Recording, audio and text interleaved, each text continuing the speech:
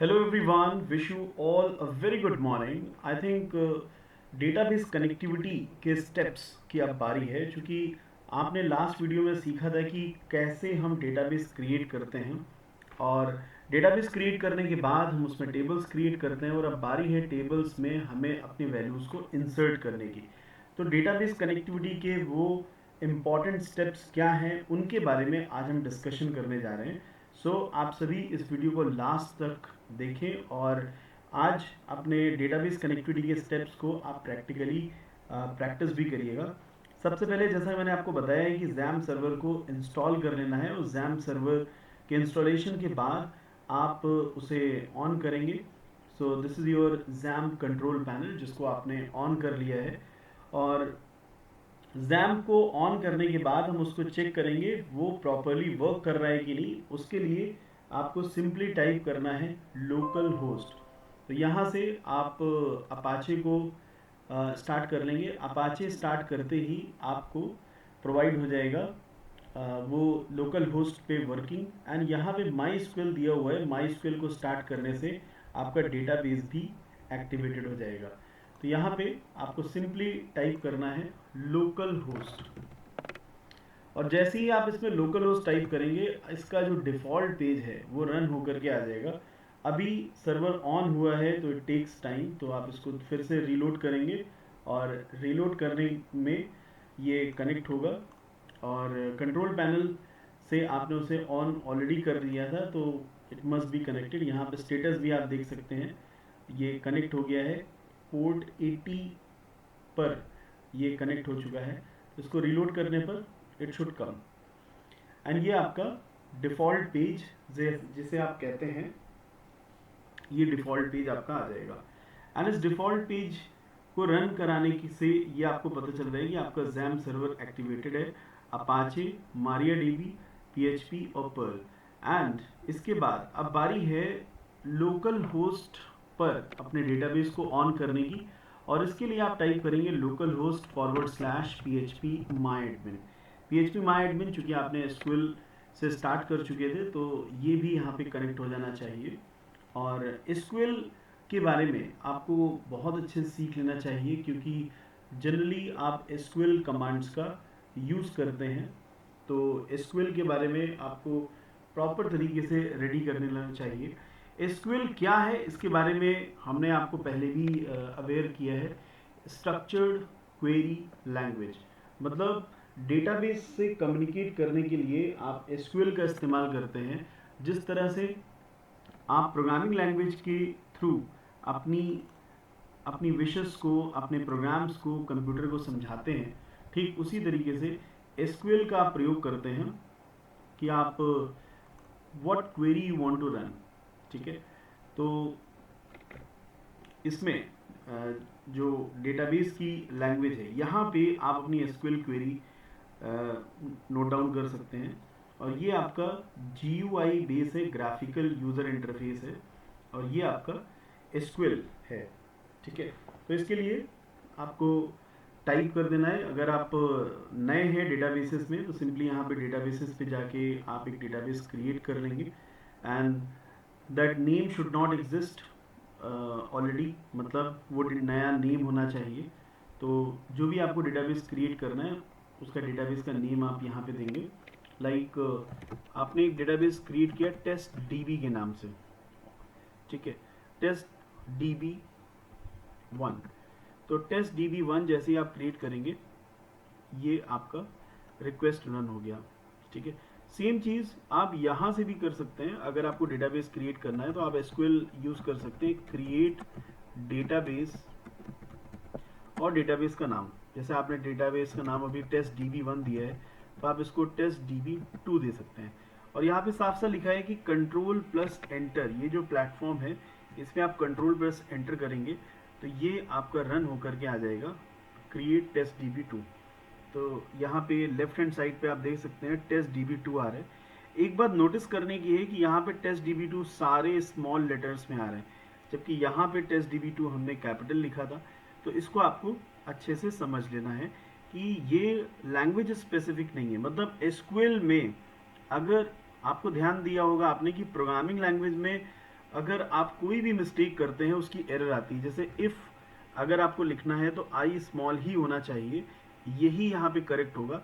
अगर गलती से आई आपका कैपिटल हुआ, so this will give you a syntax error, यहाँ पे ये आपको सिंटेक्स एरर देगा। तो ऐसा आपने प्रोग्रामिंग लैंग्वेजेस में सीखा है। प्रोग्रामिंग लैंग्वेजेस में हमें केस सेंसिटिव को हमें फॉलो करना होता है, ये यहाँ पे गलत होगा। लेकिन एसक्यूएल में अगर आपने टेस्ट डीबी लिखा है, ठीक है, ऐसे, लेकिन वो सारे लेटर्स को स्मॉल में ही कर देगा टेस्ट डीबी, तो ये केस सेंसिटिव नहीं है। ये है प्रोग्रामिंग लैंग्वेज कैसी है, केस सेंसिटिव है। और this is not case sensitive, ठीक है, ये केस सेंसिटिव नहीं है, वो उस चीज़ को समझ जाएगा। तो इसका आपको ध्यान रखना है, राइट। फर्दर हम आगे बढ़ते हैं और डिस्कशन को आगे बढ़ाते हैं। अब जैसा कि आपको पता है कि आपने टेस्ट db2 क्रिएट किया है, और अगर आपको टेबल क्रिएट करनी है तो सिंपली आप यहाँ पे क्रिएट टेबल, और टेबल का नेम दे सकते हैं, जैसे लॉगिन टेबल मैंने दे दिया, ठीक है, लॉगिन टेबल, मैंने एक लॉगिन टेबल बनाया है। अब इसके जो भी कॉलम्स हैं उन कॉलम्स के हम नेम दे सकते हैं। जैसे पहला कॉलम मैंने सीरियल नंबर ले लिया और उसको नंबर फॉर्म में ले लिया, और इसमें नंबर में मैंने यहाँ पे दे दिया 2 डिजिट का नंबर रहेगा। अब ये नंबर लेगा या न्यूमेरिक लेगा, ये आपको ध्यान देना है, ये न्यूमेरिक ले रहा है, राइट। इसी तरीके से यहाँ पे आपने दे दिया लॉगिन आईडी, राइट, और इसको हमने वैरचर दे दिया, वैरचर वेरिएबल कैरेक्टर, और यहाँ पे हमने इसकी रेंज दे दी 20। तो 20 कैरेक्टर्स का ये लॉगिन आईडी क्रिएट हो गया। और यहाँ पे फर्दर हमने कॉलम दे दिया पासवर्ड, एंड इसको भी हमने दे दिया वैरचर नेम, और इसमें भी हमने दे दिए 20 कैरेक्टर्स।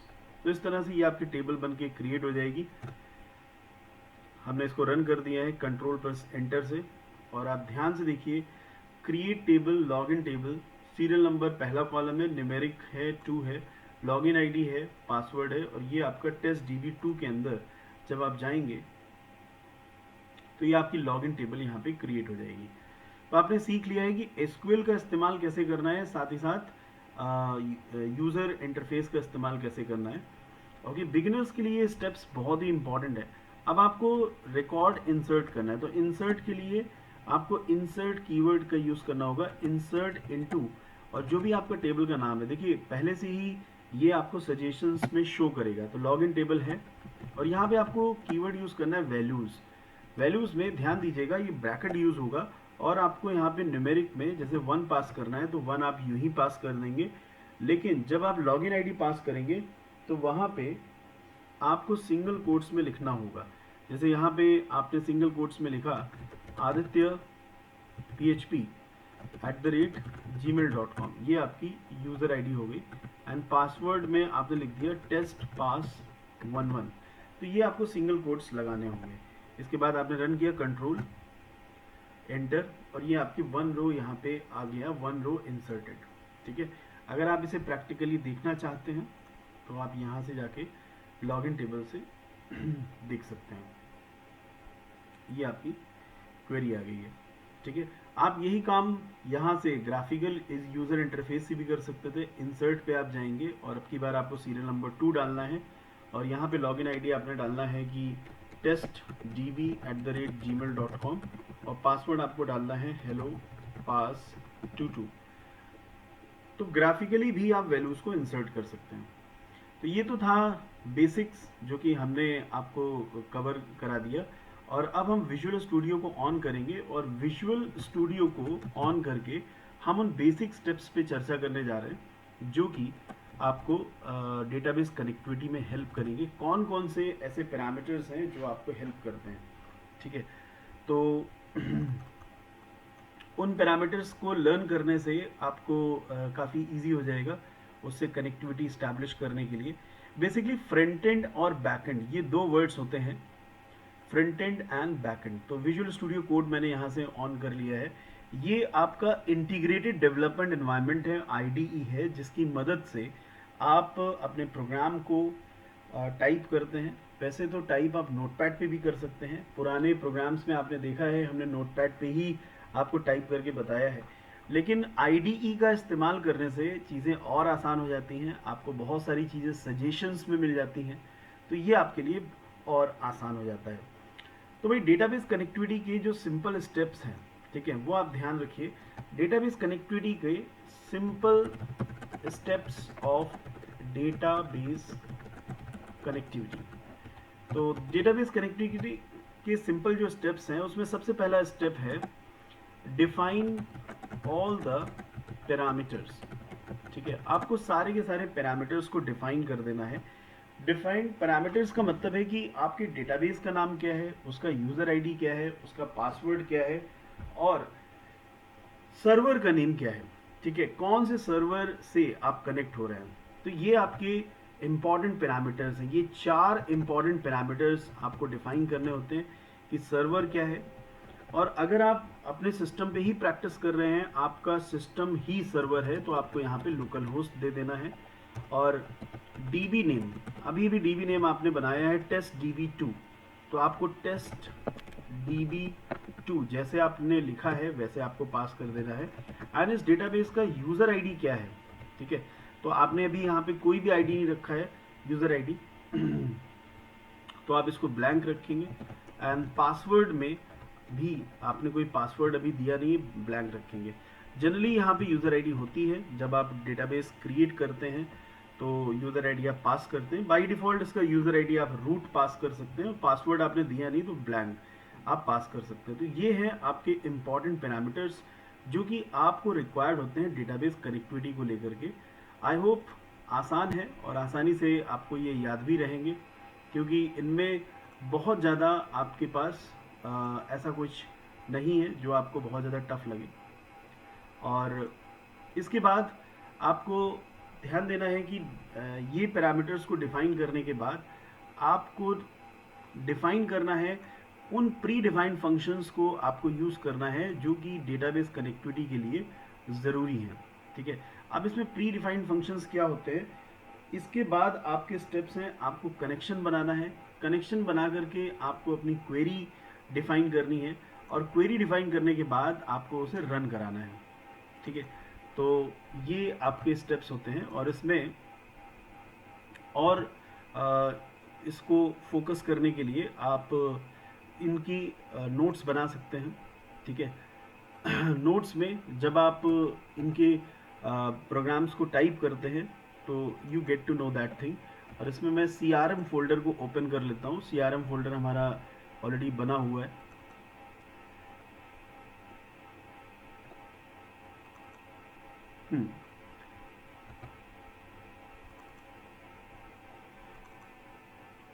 एजेक्स,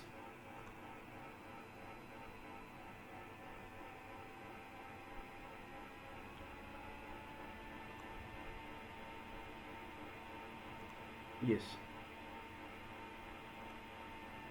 तो मैं आपको बता रहा था कि क्या क्या स्टेप्स यहाँ पे रिक्वायर्ड होते हैं। तो जैसा कि मैंने आपको बता दिया है कि आपके लिए सबसे पहले ज़रूरी है कि आपका सर्वर कौन है, जिसे आप यहाँ पे मैंने होस्ट नेम दिया हुआ है, और यूज़र नेम कौन सा है जिसमें बाय डिफ़ॉल्ट रूट होता है, पासवर्ड आपका ब्लैंक रहता है, और डेटाबेस आपको डेटाबेस का नाम देना होता है। और अब आपको बनाना होता है कनेक्शन। ठीक है, कनेक्शन बनाने के लिए आपको पहले से ही डिफाइंड जो फंक्शन होता है माई एसक्यूएल फंक्शन का आप प्रयोग करते हैं, ये पहले से ही डिफाइंड है। और नया आप कनेक्शन बना रहे हैं इसलिए न्यू कीवर्ड आपको लगाना होगा। तो फंक्शन को कॉल करने का जो तरीका होता है न्यू माई एसक्यूएल होता है, और इसके अंदर आपको सर्वर नेम यानी कि host name, user name, user का पासवर्ड और डेटाबेस, ये सारे पैरामीटर्स आपको पास करने होते हैं। वैसे स्मार्ट तरीका ये है कि आप इस कनेक्शन की पैरामीटर्स को एक कनेक्शन की फाइल बना सकते हैं। ठीक है, क्योंकि हर प्रोग्राम में आपको कनेक्शन क्रिएट करना ही होता है, तो क्यों ना ये कोड हम रेपिटेटिवली टाइप करने की बजाय क्यों ना हम इस कोड को एक ऐसी फाइल में रख लें जिसका नाम ही हम दे दें कॉन। तो अच्छा रहता है कि अगर आप इसमें con.php नाम की एक फाइल आप बना सकते हैं। We can create a dedicated file named con.php। अब बिल्कुल कॉल मत यूज़ करिएगा, CUNN या connection.php इस तरीके से फाइल हम यूज़ कर सकते हैं जिसमें हम इन पैरामीटर्स को डिफाइन कर सकते हैं। आई होप आपको ये समझ में आ गया होगा। और कनेक्शन बना है या नहीं बना है इसको चेक करने के लिए हम लोग कंडीशन लगा सकते हैं इफ़ कॉन, मतलब अगर कनेक्शन हमारा स्टैब्लिश हो गया है तो ऑब्वियसली इफ़ के अंदर जो कनेक्शन है उसकी वैल्यू होगी। अगर वैल्यू है तो ही आगे के फंक्शन क्या हो, एग्जीक्यूट हो। अगर आपका कनेक्शन ही नहीं बना है तो फिर आगे की वैल्यूज़ को एग्जीक्यूट करने का कोई फ़ायदा नहीं है। और ये मैं कॉपी करके आपके इंपॉर्टेंट स्टेप्स में मैं पेस्ट कर देता हूँ। दूसरा पैरामीटर्स डिफाइन करने के बाद क्रिएट द कनेक्शन, आपको कनेक्शन क्या करना है, क्रिएट करना है। और कनेक्शन क्रिएट होता है प्री डिफाइंड फंक्शन से, MySQL और न्यू कीवर्ड से। आई होप ये स्टेप आपको क्लियर होगा। और कनेक्शन अगर स्टैब्लिश हो गया है तो आपका अगला स्टेप सिंपल है कि अब आपको कौन सी क्वेरी एग्जीक्यूट करनी है, उस क्वेरी को आपको पास करना है। तो यहाँ पे मैं सभी रिकॉर्ड्स को व्यू कर रहा हूँ, तो व्यू करने के लिए सेलेक्ट और कॉलम के नेम्स होते हैं from messenger where serial number is equal to this, ऐसा ये मेरी क्वेरी है। ठीक है, तो अगर आप अपने PHP एनवायरनमेंट में जाते हैं तो वहाँ पर आप देखेंगे कि जब भी आप कोई क्वेरी से वैल्यू देख रहे हैं, जैसे आप ब्राउज पे जाएंगे तो ब्राउज जैसे ही आप करेंगे तो वहाँ पे सेलेक्ट क्वेरी अपने आप रन होकर के आ रही होगी। वहाँ पे ये क्वेरी आपको साफ दिखने वाली है, सेलेक्ट एस्ट्रिक। ये देखिए यहाँ पे क्वेरी आ भी गई है, select asterisk from login table. Basically asterisk का मतलब होता है सारे कॉलम्स। ठीक है, तो ये ध्यान दीजिएगा, एस्ट्रिक जहाँ पर लगा है इसका मतलब सारे कॉलम्स हैं। और अगर आपको केवल और केवल लॉगिन आईडी वाला ही कॉलम चाहिए तो यहाँ पे आप लिख सकते हैं सेलेक्ट लॉगिन आईडी। देखिए अपने आप ही कॉलम आ रहा है फ्रॉम लॉगिन टेबल, टेबल का नाम दे दीजिए और कंट्रोल के साथ एंटर दबा दीजिए। केवल और केवल आपका लॉगिन आईडी वाला कॉलम आएगा। ये देखिए रिजल्ट आ गया लॉगिन आईडी वाला। अगर आपको किसी पर्टिकुलर को ही देखना है तो आप वहाँ पे वेयर क्लॉज लगा सकते हैं। जैसे मुझे केवल वही आईडी का डिटेल देखना है जिसका testdb@gmail.com उसका वैल्यू है, तो मैं यहाँ पे सेलेक्ट करूँगा और एस्ट्रिक लगाने से सारे कॉलम आ जाएंगे। Select asterisk from login table. अब जैसे मैं लॉगिन टेबल करूँगा और यहाँ पे मैं दे दूँगा वेयर, जहाँ पे उस कॉलम का नेम दे दूँगा। कौन सा कॉलम है, यहाँ पे कॉलम का नेम है लॉगिन आईडी। तो login ID is equal to, यहाँ पे मैंने पास कर दिया कि उस कॉलम की वैल्यू क्या है। वैल्यू क्या है, testdb@gmail.com। Control enter. तो जब आप कंट्रोल एंटर करेंगे तो आपको केवल वही रिकॉर्ड के सारे कॉलम्स दिखेंगे। सारे कॉलम्स का मतलब सीरियल नंबर भी आ रहा है, लॉगिन आईडी भी आ रहा है, पासवर्ड भी आ रहा है और उसी का वैल्यू दिखा रहा है जिसका लॉगिन आईडी testdb@gmail.com है। तो आइए जल्दी से समझ लेते हैं आगे के स्टेप्स क्या हैं। तो भाई ये है आपकी क्वेरी, आप क्वेरी को डिफाइन करते हैं, जो भी आपकी क्वेरी हो। ठीक है, तो अगला स्टेप है डिफाइन द क्वेरी। अब क्वेरी क्या हो सकती है, क्रिएट की क्वेरी हो सकती है। ठीक है, like create, insert, update, delete थोड़ा खतरनाक है बट लिख देता हूँ। सभी तरीके की क्वेरी हो सकती है। और क्वेरीज के बारे में आपको पता है DML भी होती है, DDL भी होती है। DML होती है डेटा डेफिनेशन लैंग्वेज और DML होती है डेटा मॉडिफिकेशन लैंग्वेज। तो ये दोनों टर्म्स आप याद रखिएगा। अक्सर इंटरव्यूज में ये आपसे पूछ लिया जाता है कि DDL क्या है, DML क्या है। तो डेटा मॉडिफिकेशन में कौन कौन आता है, इंसर्ट आता है, डिलीट आता है। इंसर्ट और डिलीट ये DML में आता है। और DDL में क्या आता है, जो डेटा को डिफाइन करता है, जैसे क्रिएट हो गया, राइट। तो ये आपकी DDL है, डेटा डेफिनेशन। ठीक है, जहाँ पे भी क्रिएट कीवर्ड का प्रयोग होगा। तो क्वेरी को डिफाइन करने के बाद ऑब्वियसली कुछ ना कुछ हमारे पैरामीटर्स होते हैं। जैसे यहाँ पे सीरियल नंबर क्या आएगा, ये डायनेमिकली आएगा। तो जो डायनेमिकली आना है, डायनेमिकली का मतलब उस फॉर्म से आना है। तो यहाँ पे मैंने क्वेश्चन मार्क लगा दिया। ठीक है, अब यहाँ पे हमें स्टेटमेंट क्रिएट करना है और कनेक्शन के थ्रू प्रिपेयर मेथड को हमें एग्जीक्यूट कर देना है और प्रिपेयर मेथड में हमें वो क्वेरी पास कर देनी है। तो बेसिकली एक शुद्ध भाषा में कहा जाए कि प्रिपेयर योर क्वेरी। ठीक है, define statement and prepare your query through the connection object. Connection object के माध्यम से आपको स्टेटमेंट को क्रिएट करना है। तो स्टेटमेंट क्रिएट करने के लिए हमें ये ध्यान रखना है, डॉलर STMT कौन एग्जीक्यूट कर रहा है क्रिएट स्टेटमेंट को, ठीक है, और आपने अपनी क्वेरी को डिफाइन कर दिया। और डिफाइन क्वेरी में क्या होगा, क्वेरी का केवल डिस्क्रिप्शन होगा, क्वेरी कोई भी हो सकती है। ये आपका स्टेप आ गया डिफाइन क्वेरी में। आई होप सारे स्टेप्स आपको क्लियर होते जा रहे हैं। वीडियो के कमेंट सेक्शन में आप अपने लर्निंग के एक्सपीरियंसेस ज़रूर शेयर करिएगा। आगे बढ़ते हैं। अब क्या हमें करना है कि इसमें जो जो पैरामीटर्स हमें चाहिए, जैसे इंसर्ट करने में आपके जो वैल्यूज़ आ रही हैं वो फॉर्म से आ रही हैं, तो उन वैल्यूज़ को हमें क्या कर देना है, इंसर्ट कर देना है, ठीक है। तो यहाँ पे सिंपली अगला स्टेप आपको लिख देना है कि पास द रिक्वायर्ड पैरामीटर्स। इस स्टेटमेंट को मैं एक बार और अच्छे से एक्सप्लेन कर देता हूँ। स्टेटमेंट में जो जो पैरामीटर्स आपको पास करने होते हैं, जैसे यहाँ पे हमें रिकॉर्ड केवल फेच करना है जिसका एम्प्लॉय आईडी ये है, तो यहाँ पे हम लोग फंक्शन यूज़ करते हैं बाइंड पैरम, और ये बाइंड पैरम STMT से ही एग्जीक्यूट होता है, STMT के थ्रू एग्जीक्यूट होता है। और फाइनली जो भी रिजल्ट आ रहा है उसको हम लोग बाइंड कर देते हैं उन वेरिएबल्स में जिन वेरिएबल्स में हमें रिजल्ट को दिखाना होता है। थोड़े से स्टेप्स कॉम्प्लिकेटेड हैं, लेकिन एक बार की प्रैक्टिस से हो जाएगा। बाइंड द पैरामीटर्स, या हम इसे कह सकते हैं assign the variables on which you wish to receive the values. Obviously आपने सेलेक्ट क्वेरी चलाई है, तो जो भी वैल्यूज वहां से आ रही हैं उनको हमने बाइंड कर दिया, मोबाइल नंबर और मैसेज, इन दो वेरिएबल्स में। जब हमने बाइंड कर दिया और हमने अपने स्टेटमेंट को क्या कर दिया, एग्जीक्यूट करा दिया, तो सिंपली आपको यहाँ पे लिखना है एग्जीक्यूट द स्टेटमेंट। जो भी आपने स्टेटमेंट अभी तक बनाया है उसको आपको सिंपली एग्जीक्यूट कर देना, और ये आपका STMT एग्जीक्यूट हो जाएगा। अगर ये सक्सेसफुली एग्जीक्यूट होता है तो यहाँ पे वाइल में आप उन चीज़ों को क्या कर सकते हैं, रिट्रीव कर सकते हैं, पा सकते हैं, ठीक है। तो यहाँ पे सिंपली आपको वाइल लूप यहाँ पे आपको लगा देना है कि जब तक STMT में वैल्यूज़ हैं तब तक ये उसको एग्जीक्यूट करता जाए। जब तक STMT में वैल्यूज़ हैं उसको एग्जीक्यूट करता है, और आपने इको कर दिया। सो भाई एक बार फिर से रिवाइज कर लेते हैं ये सारे स्टेप्स को।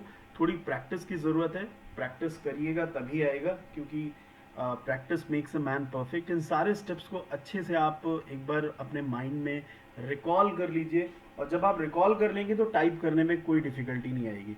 सबसे पहले कनेक्शन के जो मेन पैरामीटर्स हैं उनको डिफाइन करते हैं, देन हम कनेक्शन क्रिएट करते हैं MySQL फंक्शन का प्रयोग करके, न्यू कीवर्ड का यूज़ करते हैं, डेटा को गेट करने के लिए, डेटा को जो भी हमारी क्वेरी है उसको डिफाइन करते हैं, गेट करने के लिए क्रिएट लगाते हैं, और क्वेरी डिफाइन करने के बाद हम उसे प्रिपेयर करते हैं, और प्रिपेयर करने के बाद जो भी उसमें रिक्वायर्ड पैरामीटर्स होते हैं उनको हम पास करते हैं। पैरामीटर्स पास करने के बाद जो वैल्यू रिटर्न हो रही है उनको हम वेरिएबल्स में बाइंड करते हैं। बाइंड करने के बाद हम उन्हें एग्जीक्यूट करते हैं, और वाइल लूप से सभी वैल्यूज़ को हम लोग फेच कर लेते हैं, क्योंकि मल्टीपल वैल्यूज़ वहाँ से रिकॉर्ड में आ रही होती हैं, इसलिए लूप लगाना ज़रूरी है। ये थे स्टेप्स डेटाबेस कनेक्टिविटी के। आप हमारे चैनल के साथ बने रहिए, और ऐसे ही लेटेस्ट वीडियोज़ के लिए हमें सब्सक्राइब करें और लेटेस्ट नोटिफिकेशन आप तक पहुँचे। बाकी की वीडियोस में आपका एक्सपीरियंस कैसा है, आपने कितना कुछ सीखा, ज़रूर वीडियो के कमेंट सेक्शन में बताइएगा। मिलता हूं मैं आप सभी से अगले सेशन में। अपना ध्यान रखिए और अपनी प्रोग्रामिंग लैंग्वेज की लर्निंग में आगे बढ़ते रहिए। जय हिंद।